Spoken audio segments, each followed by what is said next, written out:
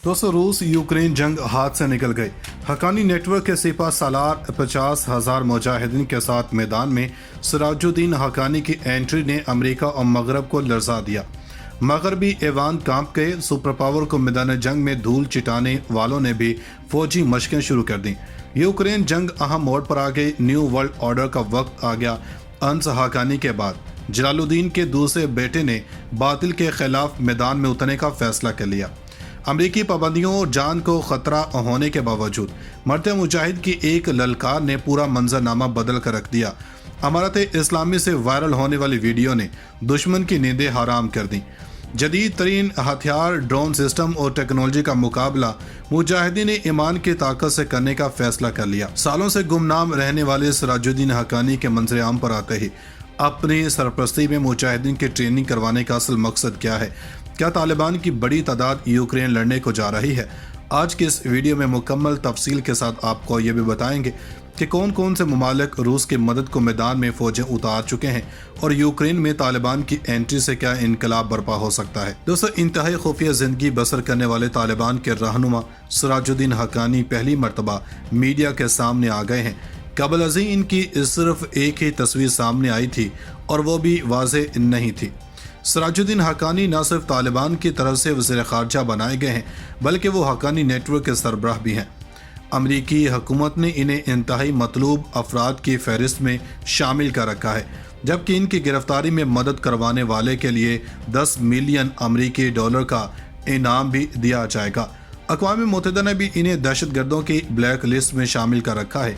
सिराजुद्दीन हक्कानी की ऐसे वक्त में एंट्री हुई है जब यूक्रेन और रूस के मबैन ज़बरदस्त जंग जारी है और माहरीन की जानब से इस एंट्री को भी इंतहाई गेम चेंजर तस्वुर किया जा रहा है। दोस्तों, यूक्रेन में इस जंग के वक्त में काबुल में मुनक्किद होने वाली एक तकरीब में सिराजुद्दीन हक्कानी शरीक हुए और बताया गया कि वो नेशनल पुलिस एकेडमी की पासिंग आउट तकरीब में मीडिया और आवाम के सामने आए। नायब अफगान वज़ीर-ए-आज़म मुल्ला अब्दुल गनी बरदर के करीबी साथी अब्दुल्लाह अज़ाम ने अपने ट्विटर पर इनकी तस्वीर शाया की।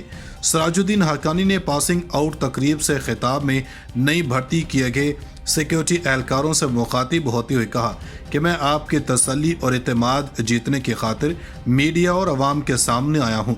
वाज़ेह है कि गुज़श्ता बरस वस्त अगस्त में तालिबान की तरफ से अफ़गानिस्तान पर कब्जे के बाद से सिराजुद्दीन हक्कानी अभी तक अवामी सतह पर नमूदार नहीं हुए थे।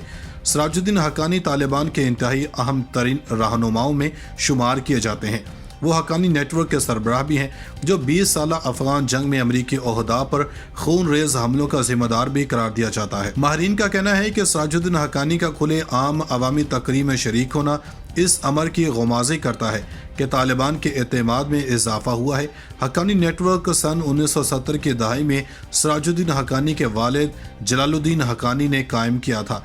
सर्द जंग के ज़माने में इस अस्करी गिरोह को मजबूत बनाने की खातिर अमरीकी खुफिया इदारे CIA ने भी मदद फराहम की थी।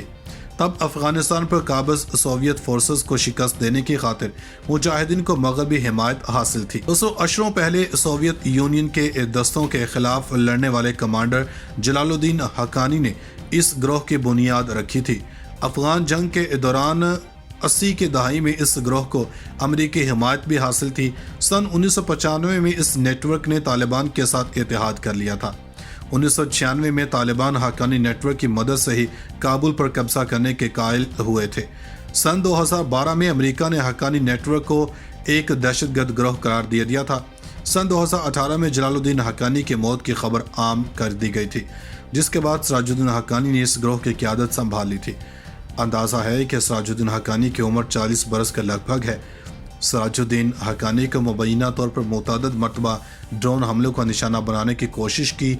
अफ़गानिस्तान और पाकिस्तान समेत इन हमसाया ममालिक के सरहदों पर किए जाने वाले इन ड्रोन हमलों में अलबत्ता वो महफूज ही रहे। सन 2020 में अमरीकी अखबार न्यूयॉर्क टाइम्स में सिराजुद्दीन हक्कानी का एक मज़मून भी इशाया किया गया था, जिसमें इन्होंने मगरबी अवाम को ये बताने की कोशिश की थी कि अफ़गान तालिबान क्या चाहते हैं।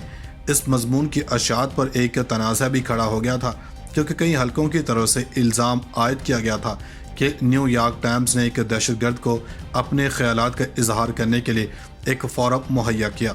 دوستوں، یوکرین کی مسلح افواج کے سربراہ نے 7 مارچ پیر کے روز اپنے تازہ بلیٹن میں کہا کہ روس کی فوج دارالحکومت کیو پر حملہ کرنے کی تیاریاں کر رہی ہے۔ محکمہ دفاع کے بیان میں کہا گیا کہ روسی فوجیوں کا مقصد کیو کے مضافات میں واقع 2 شہروں ارپن اور بوشا پر مکمل کنٹرول حاصل کرنا ہے۔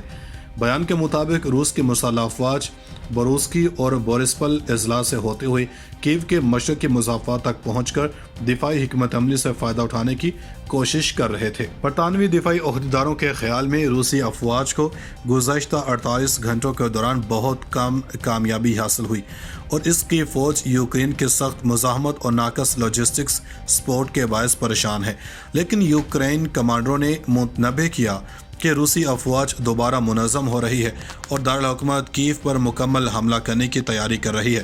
اتوار کے روز یوکرین کے وزیر خارجہ دمیترو کولیبیا نے کہا کہ 52 ممالک کے تقریباً 20,000 سے زیادہ افراد نے یوکرین میں رضاکارانہ طور پر لڑنے کی خواہش ظاہر کی ہے۔ یوکرین کے حکام کا کہنا ہے کہ روسی افواج نے یوکرین کے متعدد شہروں پر شیلنگ میں اضافہ کر دیا ہے۔ خارکیو، چرنیوو اور میکولائیو جیسے شہروں پر شدید حملے جاری ہیں۔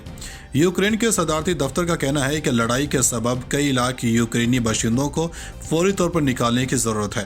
ان کے مطابق اس وقت 8 خطوں میں کئی درجن قصبوں کی صورتحال تباہ کن ہے۔ یوکرین اور روس کے درمیان مذاکرات کے تیسرے دور کے لیے جلد ملاقات کی توقع ہے اور فریقین کے مطابق یہ 7 مارچ پیر کو ہی ہو سکتی تھی۔ ابھی تک یہ واضح نہیں ہے کہ بات چیت کس مقام پر اور کس وقت ہوگی۔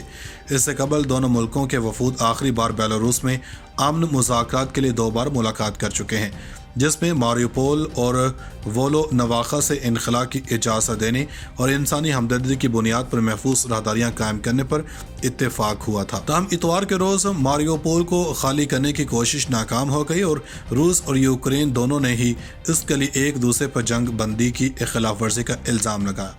دوستوں، امریکی وزیر خارجہ انٹونی بلنکن نے کہا کہ امریکہ اور اس کے یورپی اتحادی روسی تیل کی درآمدات پر پابندی لگانے کا راستہ تلاش کر رہے ہیں۔